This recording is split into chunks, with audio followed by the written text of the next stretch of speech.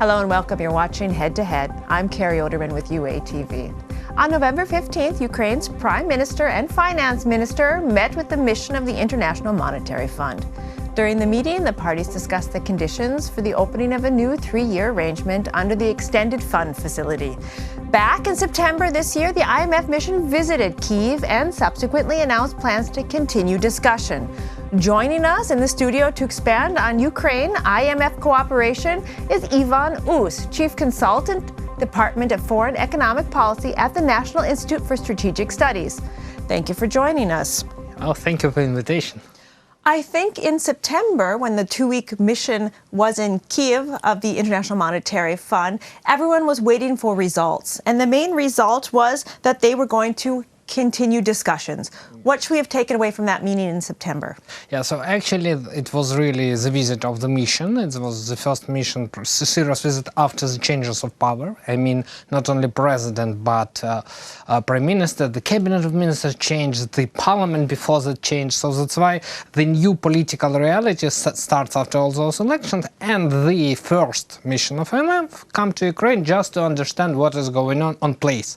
Not just for listening some news, watching TV or reading newspaper, just to watch by themselves.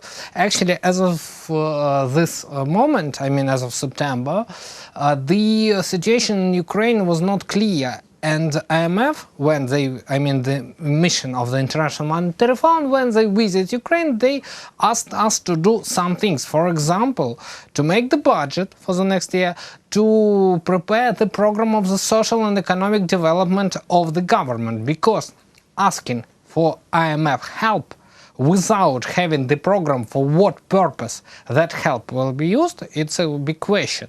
As any serious structure, when they come to Ukraine, they want to say, guys, for what purpose do you need our money? Because we give you money, but we want to control it, and as we want to control it, we want to see how you will use it.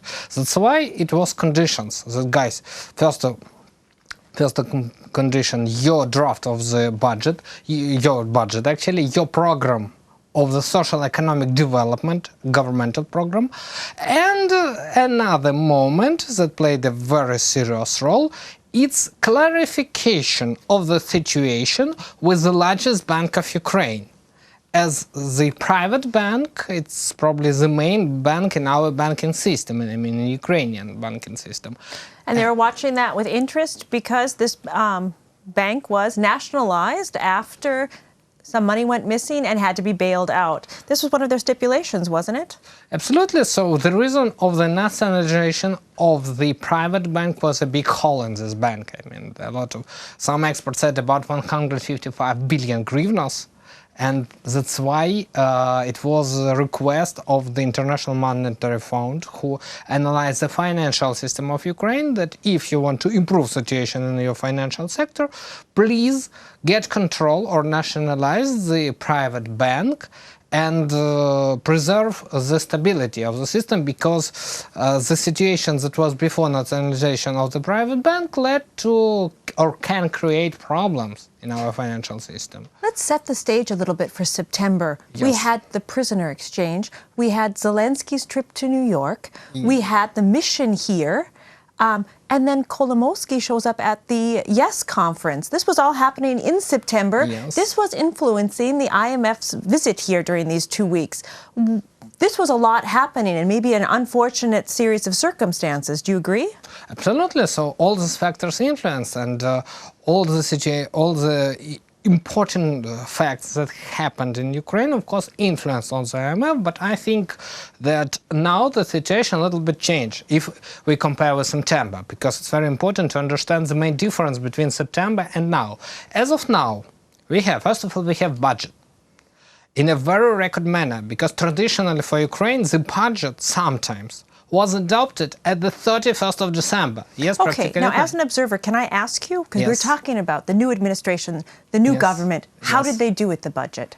So now, of course, we should analyze, because first of all, when you do something in fast manner, as the current government made, of course, it's created a lot of questions, because now we just start to analyze this budget. What will be actually the realization of this budget, whether it's real, because one of the first questions that appears immediately shortly after the adopting of this budget, that it's unreal, that some figures under question. We see the protest of some circles, and now it's just before adopting. What will be in the next year when this budget will be realized? It's a big question, and it's a question of social stability. And IMF should understand, and other creditors, because IMF just sometimes I said that the International Monetary Fund is the best credit agency in the world, just because if they give you credit, it means that the other could work with you, because after IMF it could be World Bank of Reconstruction and Development, it could be European Bank of Reconstruction and Development, European Investment Bank. So all those banks actually watching for IMF as a core structure for cooperation. So, and when they see this budget, at least that it was adopted.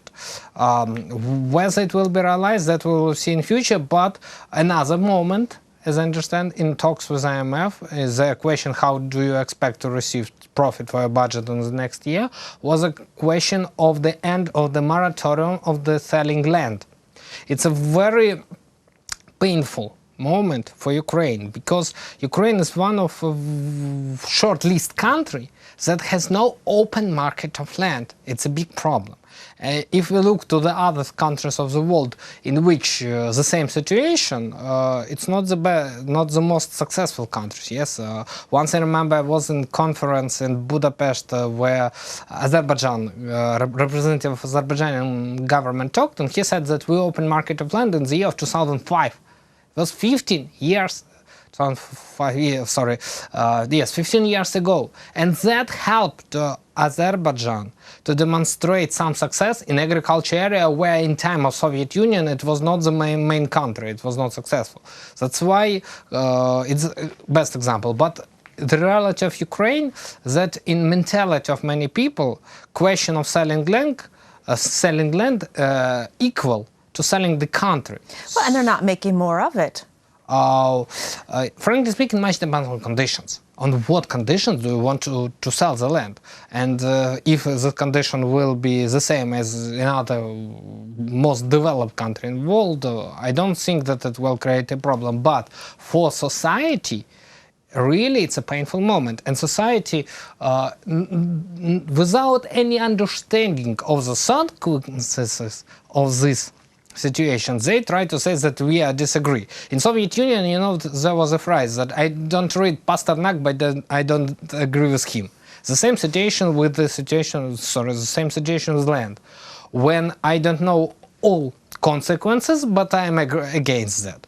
Well, let's bring it back to the IMF. What would the IMF, would be favorable for the IMF with the land reform? What points would the IMF be looking at in terms of land? First of all, waiting for the start of this market, because frankly speaking, the market of land exists, but it was officially not under the law. Because on the one hand, we say that we are not selling land.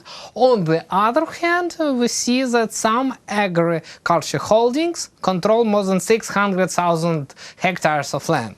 And it was normal for Ukraine that on the one hand no market, on the other hand there is a large agri-holdings. And now at least IMF said, guys, please open this market, make the land the same good as some other things, and that's for us will be indicators that you ready for better probably integration to the global community. That's why so many talks about that. That's why actually the first reading of the law about elimination of this moratorium was adopted before visit of this mission. It's one of the signs. The other sign that we discussed before is the destiny with private bank. It's so very hard moment, but if the land situation with land moratorium, it's hard for reaction of society, the situation with private bank problematic due to reaction of one person, or at least several persons, namely Mr. Kolomoisky and Mr. Bogolyubov. It's two main shareholders of the private bank before. It's not. Who are two very wealthy Ukrainians that have quite a bit of influence here and beyond the borders of Ukraine? Furthermore, there is some rumors that the current president of Ukraine is a figure controlled by Kolomoisky. Frankly speaking, Kolomoisky actually has a long relationship with Mr. Zelensky. According to different signs and rumors, he has an influence, but he is not the only person having influence on the Ukrainian president. There are different groups of influence, and one of the group is Mr. Kolomoisky, and the second group it's so-called Soros. I don't want to say that directly Mr. Soros has this influence, but people close to him, it's so-called world financial circles. Those circles was connected with some people who now worked in the new administration. First of all, Prime Minister Mr. Goncharuk. Another example, it's Minister of Finance Markarova. So all those people, and Arhamia, head of this fraction, talking about the most influential players in current political reality of Ukraine. So all those people represent that camp, and that camp in their local probably war was against any steps towards Kolomoisky in the question of private bank, because one of the main fear of International Monetary Fund was the fact that there will be some action, either return of this bank to Kolomoisky and Bogolyubov, or repaying them some compensation, because IMF shortly after such statement said no returning, no repayment. There should be a dot. And the fact that the mission of IMF actually visit Ukraine, I don't think that they visit Ukraine only because they want to see it. They see it in September. Probably there is some deal that there will be no returning, and that's why Mr. Kolomoisky has that reaction, emotional reaction, when he say that IMF is not the only source of money. That Ukraine should maybe turn to Russia. Ukraine should turn to Russia, and he said the phrase that Russia could easily give to Ukraine $100 billion. Some experts, serious experts, said to me that it's not a problem to Russia. But while watching the Russian Reserve Fund, and $67 billion, it's Russian Reserve Fund, and talking about $100 billion, I think that will be too problematic for Russia, especially taking into account that the economy of Russia is was not so ideal as of 2014, when they start aggression versus Ukraine and the next Crimea and start war in Donbass. As now, 5 years after, the situation in Russia didn't improve. Even the fact that they improved results in their foreign trade doesn't mean that they improved the economic situation. And we see constantly new appear taxes in Russia. That is indicator of the fact that that country is not ready, as for me, to give that $100 billion. But as an emotional reaction for the fact that there is a deal between Ukraine and IMF, that there will be no steps towards Kolomoisky, as an element of pressure for IMF, why not? We should take into account the fact that IMF so should understand simple fact that the manner that Ukraine could turn in other direction exists. And if we return to the period before the war with Russia, 2013, was a lot of discussion. What is the reason why the global community, the West, so-called the West, I mean the European countries and the United States of America, is interested in supporting Ukraine. But the main interest was, as for me, the fact that they don't want to see Ukraine as a part of the union with Russia, because it will be at first regaining of USSR, then it will be regaining of USSR might with Warsaw Bloc, for example. Warsaw Treaty States. And then who knows what will be after. At the end of this way could be the next World War. That's why for West it was important not to give to Ukraine chance to be with Russia. And now Kolomoisky probably try to blackmail. Whether it's a good idea, I'm not sure, frankly speaking. But at least knowing his emotional reaction on many steps, everything could be. That's all the time we have. It's not very often that I get to talk to an economist about emotions, but that's the direction we went today. Thank you so much for your time. That was Ivan Us, Chief Consultant, Department of Foreign Economic Policy at the National Institute for Strategic Studies. You're watching UATV. Stay tuned for more.